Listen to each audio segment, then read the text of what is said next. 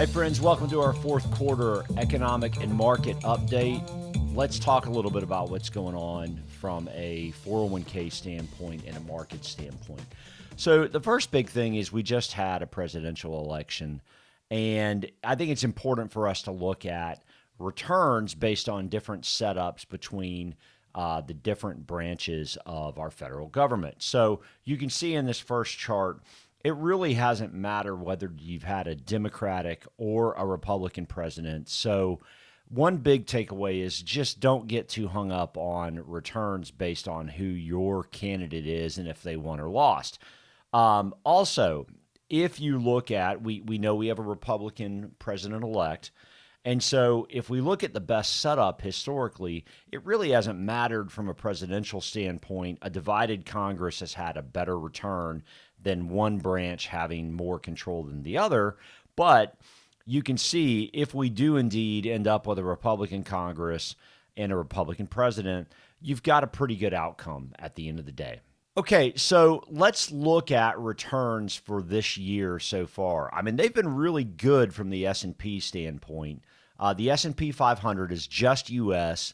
It's just large companies, not smaller, mid-sized companies. But returns have been really good, and we've had 8% intra-year pullback somewhere in the calendar year. Now, you can see over on the right-hand side of this chart, you'll see the gray bars, which are the year-to-date returns, but then you'll see that in sort of pink, purplish color, you'll see a -8 there. Well, that's that intra-year pullback that I was speaking of. So it's kind of garden variety for a bull market is how that looks to me. But the bottom line is a lot of returns have come in large U.S. companies. So one of the things that's very interesting is that if you look at the last 10, 15 years, large growth-oriented companies have just done super well. But if you go back, say, for example, 25 years, you would find that mid-sized companies have tended to do better than large companies. So over the longer run, you have seen those smaller companies do better in terms of performance overall. So if we look at 5-year sources of return, what we'll find with large companies is, yeah, they grew their bottom lines, and that's good. That's what you see in blue there.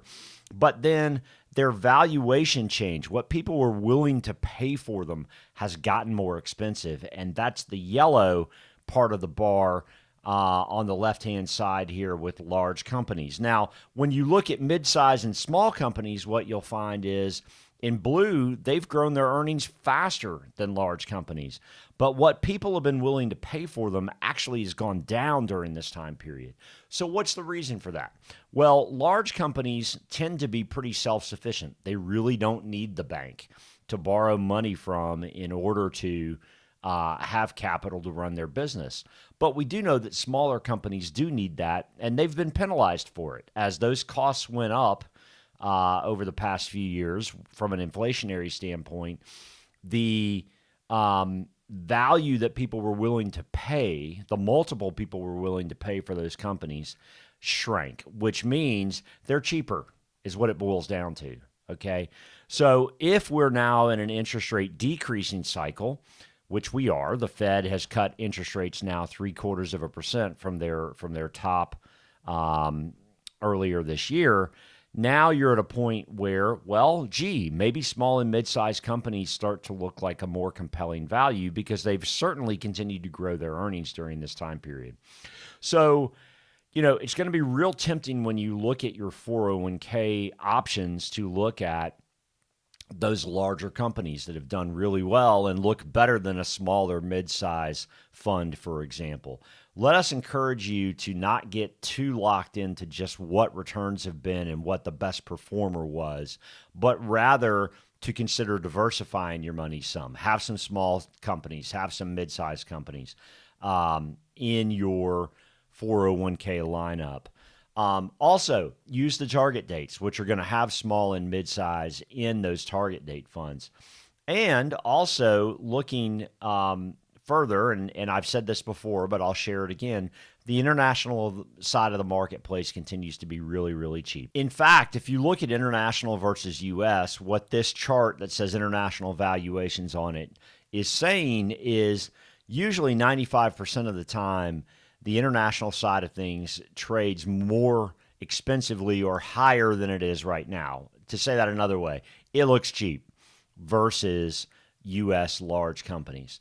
And if we look at that in this second chart, what you'll also see on the right-hand side where it says global valuations is the U.S. is more expensive.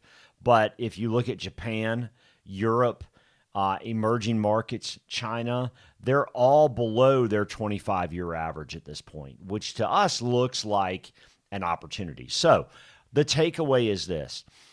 Don't just stick to large growth companies in your plan because that's what's done best over the last 3 years. Consider some diversification. Consider some small and mid-sized companies. Consider using your target date funds. Those will do all of the allocation work for you, and they'll also slow down as you get closer to retirement as well. Thanks so much for listening. If we can help, by all means, please reach out to us. We're here for you and look forward to seeing you soon.